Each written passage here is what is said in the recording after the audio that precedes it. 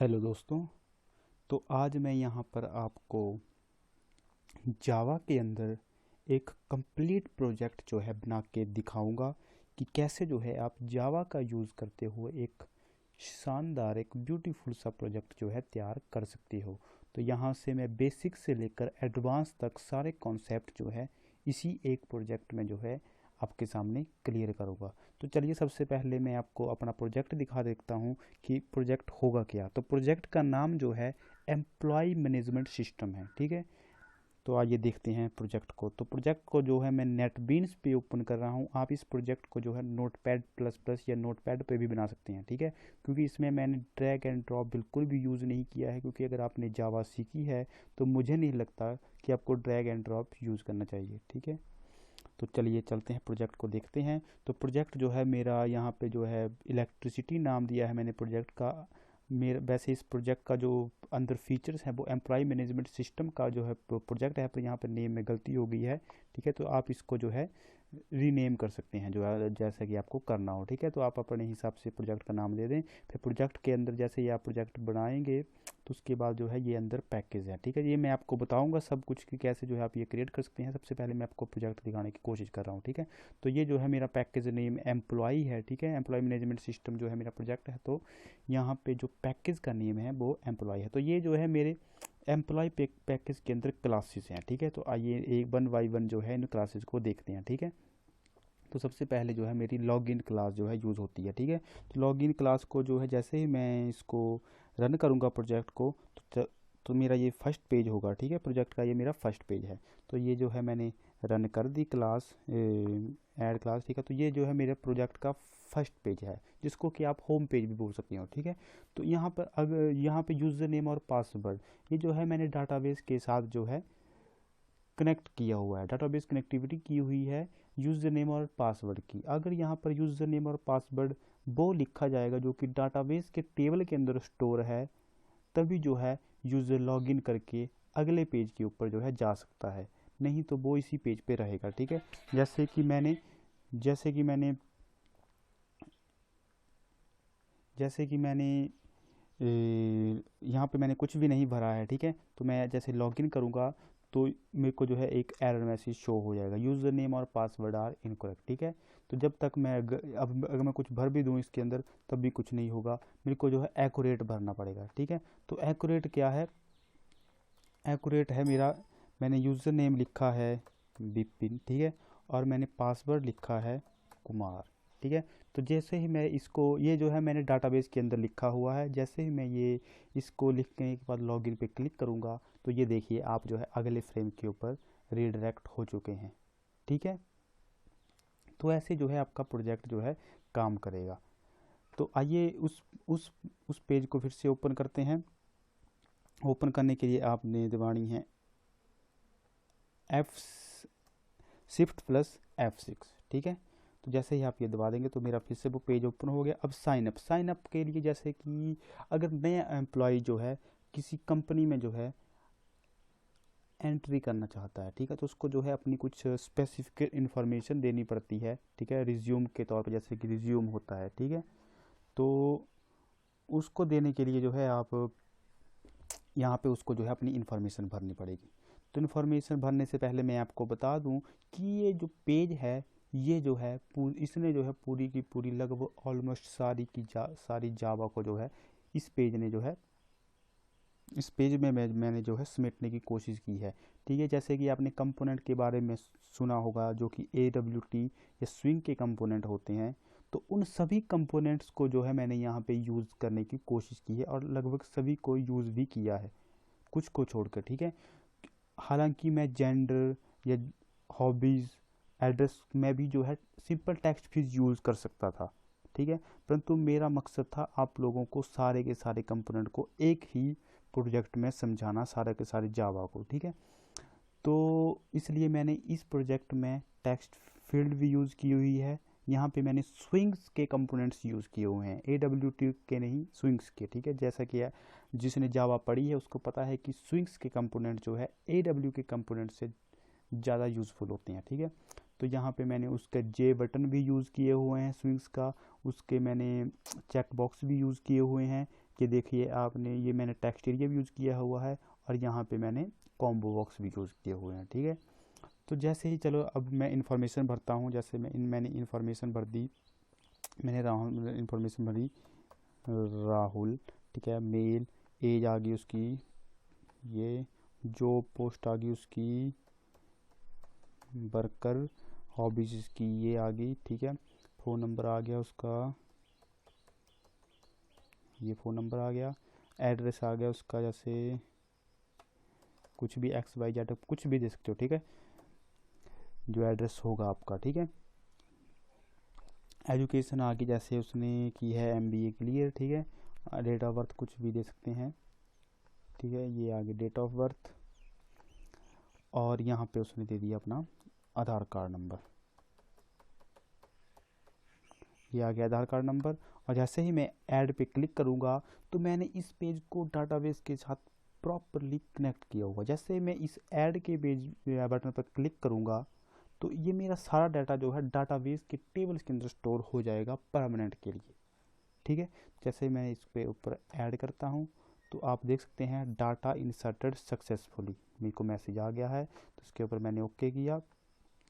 तो ये देखिए अब जो डाटा आपने इंसर्ट किया है, अगर आपको वो डाटा देखना है कि ये इंसर्ट हुआ है कि नहीं, तो ये व्यू, तो व्यू के ऊपर जाके जो है आप लास्ट लाइन में देख सकते हैं, जैसा कि मैंने भरा था राहुल, उसकी एज मैंने 12 भरी थी, वर्कर भरा था, और ये सारा जो है मैंने उसकी इन्फॉर्मेशन भरी थी। तो आप देख सकते हो कि ये जो लास्ट लाइन जो है मैंने अभी हाल ही में आपके सामने भर के दिखाई है, ठीक है।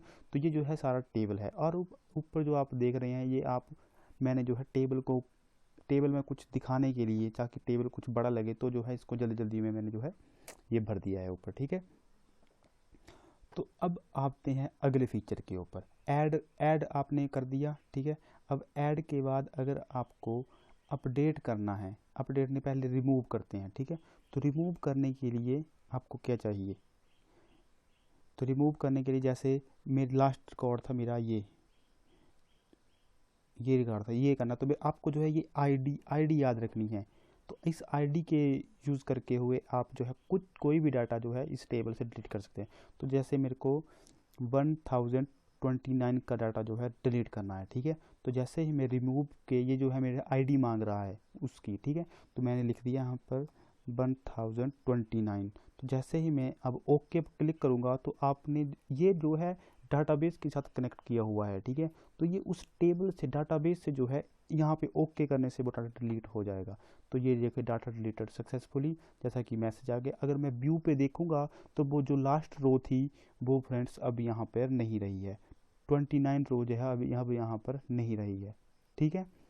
अब मैं एक और रो जो है डिलीट करना चाहूँ, जैसे मैंने करनी है 21 वाली रो जो है अगर डिलीट करनी है, तो मैं लिखूँगा यहाँ पर, तो मैं सीधा जाऊँगा रिमूव पे 1029, ठीक है, ये कर दिया मैंने। और कर दिया यहाँ पे 29 नहीं, 20 कितनी करनी थी, ये करनी थी मैंने 21 वाली, ठीक है। 21 में लिखूँगा यहाँ पर 1021, ठीक है, और ओके। तो ये जो है डाटा डिलीटेड सक्सेसफुली। तो अब मैं व्यू पे देखूंगा तो यहाँ पर देखिए फ्रेंड्स 21 रो भी जो है डिलीट हो चुकी है। इस तरह से आप डाटा को डिलीट कर सकते हैं। तो अब क्योंकि मेन किसी भी प्रोजेक्ट में मेन काम डाटाबेस से जब कनेक्टिविटी होती है तो मेन काम यही 4 क्वेरीज होती है। एक, ये डाटा को इंसर्ट करना होता है, या डिलीट करना होता है, या अपडेट करना होता है, ये डाटा को रिट्रीव करना होता है, सिलेक्ट करना होता है, ठीक है।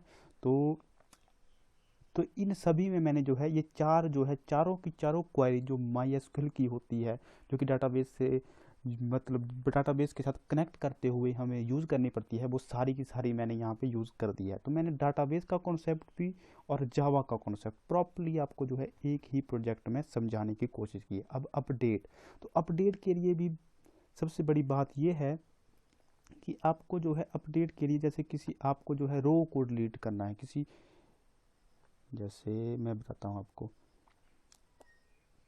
ये देखिए अगर अब आपको मान लो कि 124 इस रो को जो है आपको अपडेट करना है, ठीक है। तो मैं क्या करूँगा कि मैंने क्या लिखा हुआ, जैसे मैं अपडेट पे क्लिक करूँगा तो मैं यहाँ पर लिखूँगा 1024, ये मैंने उस आईडी को वो आईडी दे दी, उस रो की आईडी दे दी जिसे मेरे को अपडेट करना है। तो जैसे ही मैं ओके पे क्लिक करूँगा तो ये देखिए फ्रेंड्स क्या होता है, वो सारे का सारा डाटा जो है यहाँ पर आ चुका है। ठीक है, तो अब इसको मैं जो है कुछ भी कर सकता हूँ। जैसे पुरानी एज थी उसकी 32 जो कि रॉन्ग हो गई थी, होगी थी, तो मैं यहाँ पर 22 कर दूंगा। ठीक है, जॉब पोस्ट जो है मैं यहाँ पे मैनेजर कर देता हूँ। ठीक है, और यहाँ पर एड्रेस जो है मैं यहाँ पर दिल्ली कर देता हूँ। ठीक है, एजुकेशन जो है मैं यहाँ पर MCA कर देता हूँ। जैसे जो भी आप यहाँ पे लिखोगे, ठीक है, तो यह है जो डाटा अपडेट हो जाएगा। अब आप इसमें से कोई भी फील्ड जो है, नाम जैसे लिख दिया है इसने सलमान। ठीक है, तो अब देखना आप जो 21 जो रो का डाटा था वो अब जो है अपडेट हो चुका होगा। ठीक है, तो चलिए देखते हैं। यहाँ पे कर दिया मैंने, अब इसमें हॉबी मैंने और ऐड कर दी और ऐड। ठीक है, तो डाटा अपडेटेड सक्सेसफुली। तो जैसे ही देखेंगे तो ये देखिए फ्रेंड्स, ये देखिए 24 में जो है मैंने जैसे जैसे लिखी है वो अपडेट भी हो चुका है उसी टेबल में। तो ये था प्रोजेक्ट फ्रेंड्स, मेरा पूरा प्रोजेक्ट, जिसमें मैंने जो है आपको सारे के सारे फीचर जो हैं यूज़ करके दिखाए हुए हैं। इसमें जो है मैंने फ्रंट एंड से लेकर बैक एंड सारे का सारा कॉन्सेप्ट जो है यूज़ किया हुआ है। ठीक है, तो अब इस प्रोजेक्ट को मैंने बनाया कैसा है और कैसे बनाया है, अब उसकी ओर चलते हैं। ठीक है, इस प्रोजेक्ट को करते हैं बंद। हो गया। पर अब मैं आपको एक बात बताना चाहता हूँ। सबसे पहले आपको प्रोजेक्ट बनाना है। अगर आपको जावा के अंदर प्रोजेक्ट बनाना है तो आपको चाहिए सबसे पहले 3 टूल्स। एक तो चाहिए आपको एक टेक्स्ट एडिटर। टेक्स्ट एडिटर के लिए मैंने क्या किया है, आप नोटपैड भी यूज़ कर सकते हैं, सिंपल नोटपैड, और मैंने और नेटबीन्स, एक्लिप्स, ये जो है GUI इंटरफेस जो प्रोवाइड करते हैं नेटबीन्स और एक्लिप्स, इसको भी जो है आप यूज़ कर सकते हैं। तो मैंने इस प्रोजेक्ट को बनाने के लिए जो है नेटबीन्स IDE यूज़ किया हुआ है, ताकि जो है, परंतु इसमें मैंने कोडिंग जो है मैन्युअली की हुई है। इसमें मैंने कोई भी जो है ड्रैग एंड ड्रॉप का सिस्टम जो है अपनाया नहीं है, क्योंकि जावा अगर आपने सीखी है तो मुझे नहीं लगता कि आपको जो है ड्रैग एंड ड्रॉप की ज़रूरत है। ठीक है, एक तो हो गया नेटबीन्स। नेटबीन्स को जो है आप इसकी ऑफिशियल साइट से जो है आराम से डाउनलोड कर सकते हैं। इसके लिए आपको जो है ढेरों वीडियो यूट्यूब पे मिल जाएंगी, उसका यूज़ करते हुए आप नेटबीन्स को डाउनलोड कर सकते हैं। ठीक है, दूसरा चाहिए आपको डाटाबेस। ठीक है, तो डाटाबेस के लिए मैंने जो है एग्जैम्प सॉफ्टवेयर, जहाँ पे मेरा कर्सर है, ये जो है एग्जैम्प सॉफ्टवेयर जो है मैंने डाउनलोड किया हुआ है, एग्जैम्प XAMPP। ठीक है, तो आपको जो है इसको डाउनलोड कर लेना है इसकी ऑफिशियल साइट से। ज़्यादा नहीं है, ये कोई 100 या 150 MB के बीच में है। ठीक है, तो जैसे ही आप